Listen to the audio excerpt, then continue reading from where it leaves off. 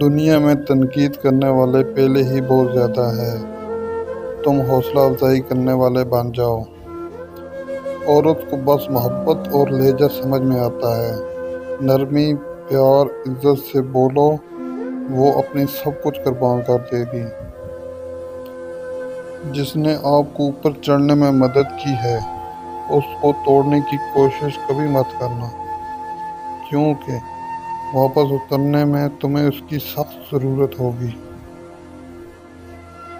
ہمیشہ ایسے لوگوں سے مشورہ لو جو اللہ سے ڈرتے ہوں۔ ایسا رزق جس میں زیادہ محنت بھی نہ کرنی پڑے اور حلال بھی ہو، رزق کریم کہلاتا ہے۔